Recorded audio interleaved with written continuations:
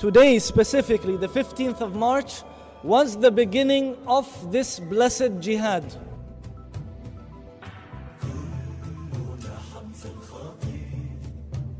What can the international community do? What can the United Nations do? What can world powers do?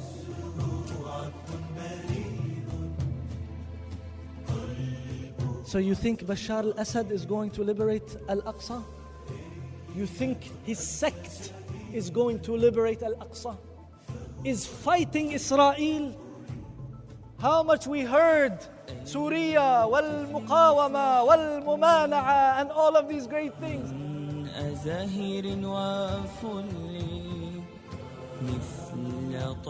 It's all just a smoke screen. It is what is called the Trojan Horse. You've heard that term? Hisan Tarwada. You know that term?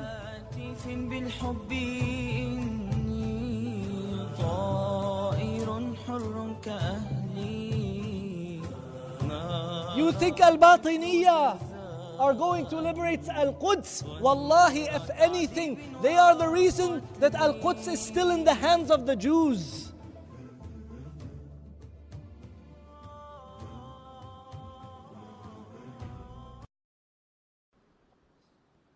Now, Assad himself said it. Assad would not like to be known as a Batini. He would like to be known as something else. So he tells them, just recently in the Sunday Times interview, he said, if you worry about Syria in that sense, you have to worry about the Middle East, because we are the last bastion of secularism in the region. You want Bashar al-Assad to liberate Al-Aqsa?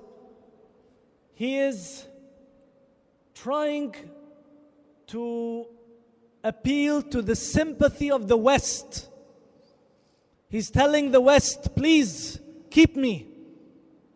I am the last bastion of secularism. I am your last hope against the jihadis. I am your last hope against the Muslims who want to liberate Al-Aqsa. This is the meaning. I notice the word, the last bastion of secularism. He's telling you, I'm not only a supporter, I'm a bastion of secularism. I'm a fort of secularism. I'm a protector of secularism. I am the protector of the Jews against the Mujahideen. This is the reality of Al-Alawiyya and Al-Nusayriyya. Why go too far? Rami Makhlouf, his cousin, said it. His maternal cousin said it in the beginning of the Syrian Revolution. He said it clearly. He said, peace for Israel comes from peace for Syria. In other words, you give Syria peace, we will give Israel peace. Clear. No jihad, no nothing. Don't believe in everything that's being said, that they are the only people that are going to fight for their last bit of land, the Golan Heights, to get it back from Israel. They said it clearly. We have given you peace for 30 years. And now, because of what you're doing, we are going to rattle the cage. And this is precisely what Bashar al-Assad did. He rattled the cage after 30 years.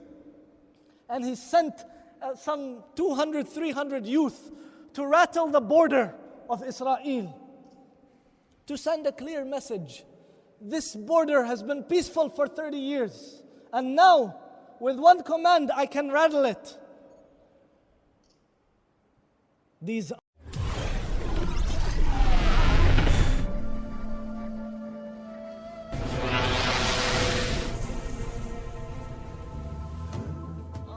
He said, peace for Israel comes from peace for Syria.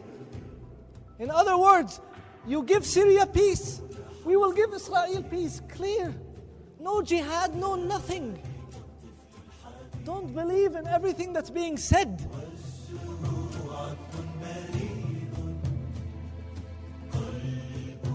Don't believe for a second if someone tells you Iran is changing its position. They'll never change their position. It's life and death for them, literally. To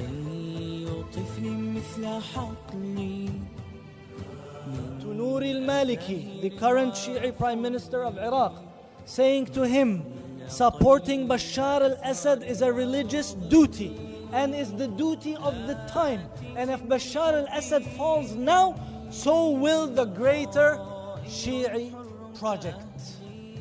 Shiite project. الطفل جزاء غير تعذيب وقتل.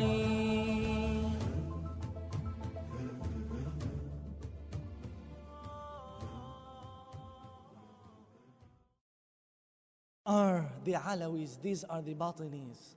An Alawite state with a question mark, yes. They're seeking, Wallahu A'lam, everything they're doing seems to point to the fact that they are preparing for a Alawite state. It's not so difficult to believe. During the time of the French occupation, less than a century ago, this is precisely what one of the ancestors of Bashar al-Assad did. He was calling on the French to give them an Alawite state. They were telling them, we are Alawites, we're not Muslims, we're not Sunnis. We want to separate, we want to have an autonomous region. Right? Where? On the coast.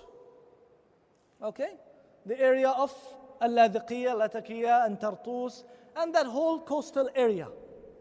But now, it seems they want more. It's a chance for more, right? They don't want only that coastal strip, right? They want more. This is why they are practicing ethnic and Sunni cleansing in Homs. Homs, right? If you can find that map. Where is that map? Yes. Okay, it's not big enough. Homs is in central Syria. They would like, or rather what they were dreaming of during the time of the French mandate, is just this coastal strip here on the Mediterranean. Now they are ethnically or rather Sunni-wise cleansing Homs.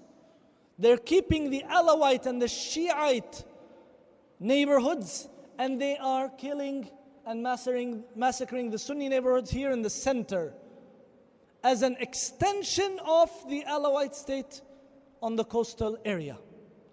Some people say, these are just, expectations, surmising, it's not real. But everything they seem to be doing seems to point to this.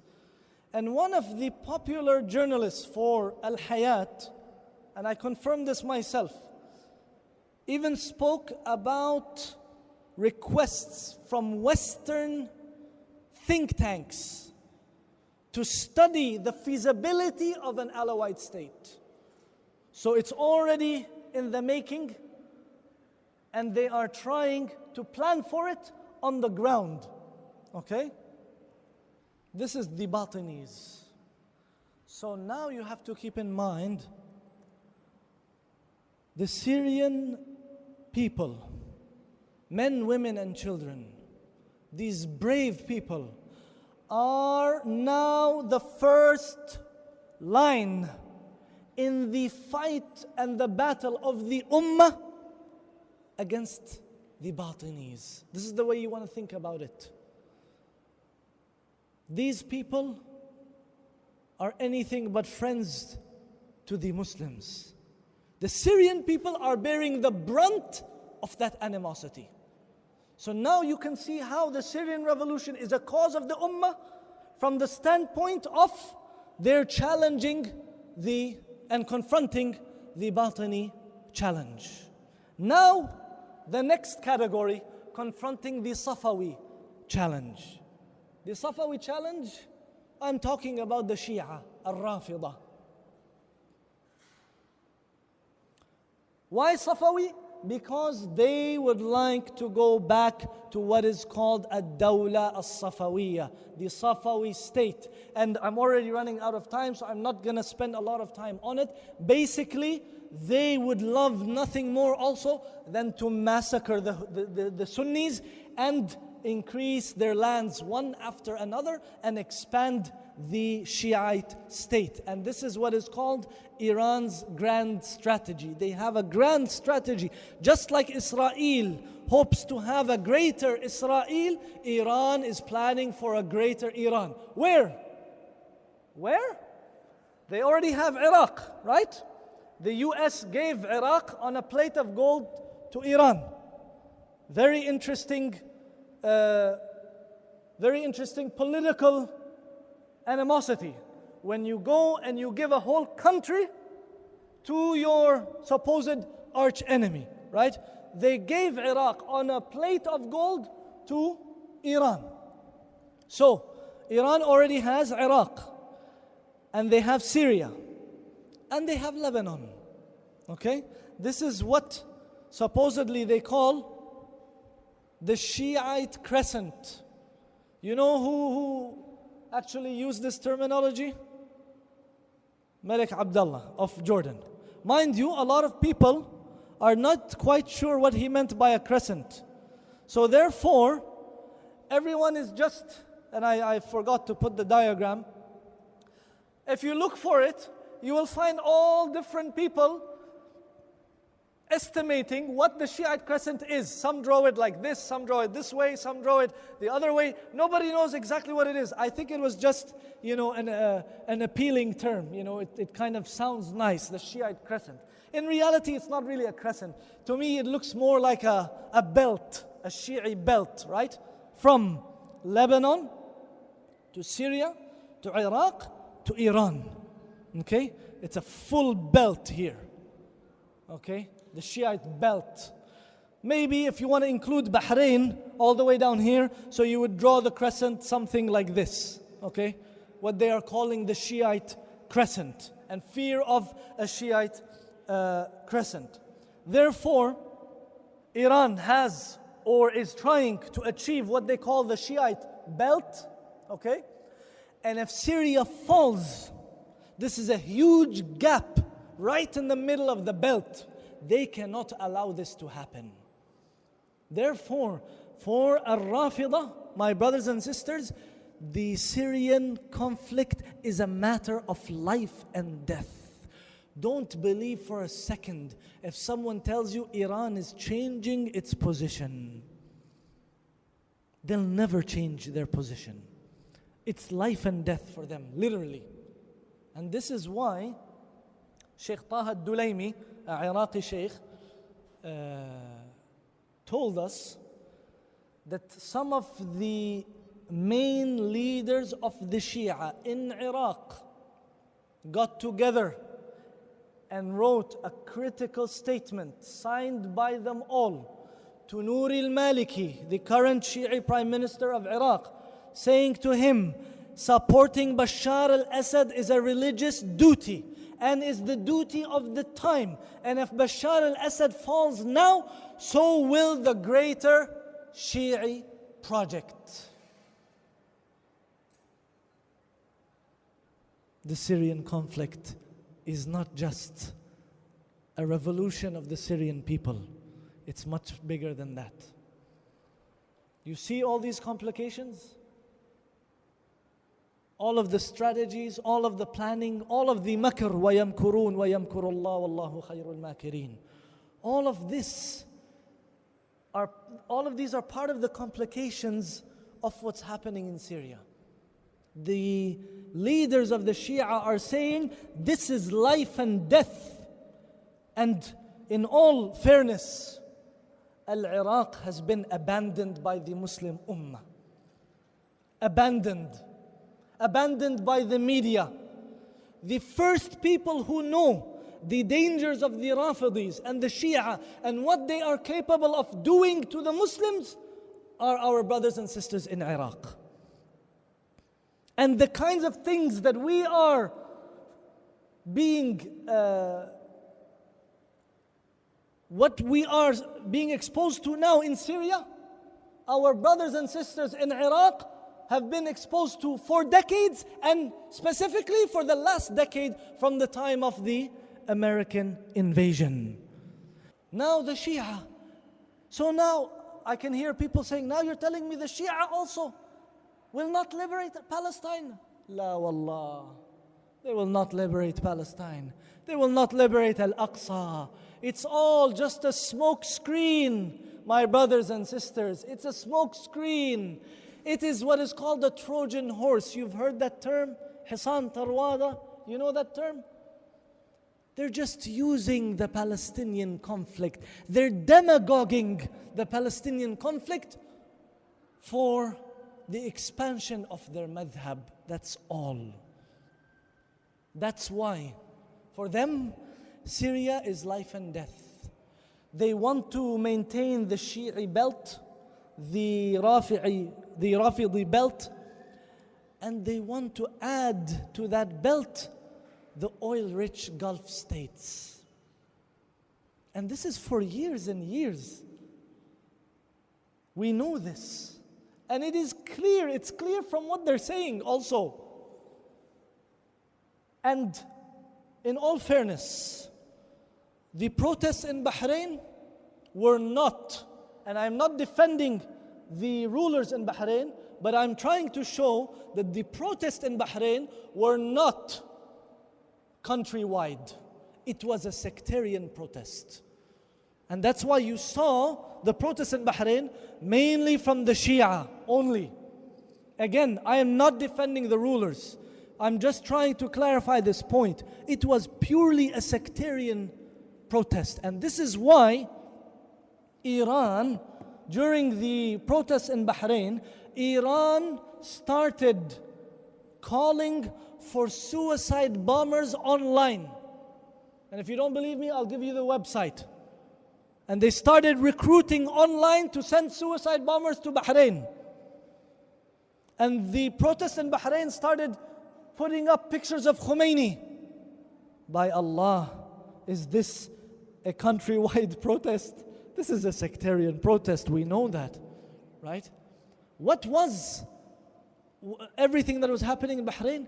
It was a test. It was a litmus test. They were checking the situation. Iran has its eyes on Bahrain, on Emirat, on Kuwait, and finally on Saudi Arabia. The whole Gulf. So they said, let us first do a test. We'll try the smallest country, Bahrain. And when they saw what they saw, they said, we are far from our grand strategy. It's not going to work. They couldn't even take control of Bahrain. So they stopped. But their grand strategy is precisely that. Finally, you know what they want? They want Saudi Arabia. They want Ard al-Haramain. You don't believe me? Watch this video. This is just a few days ago.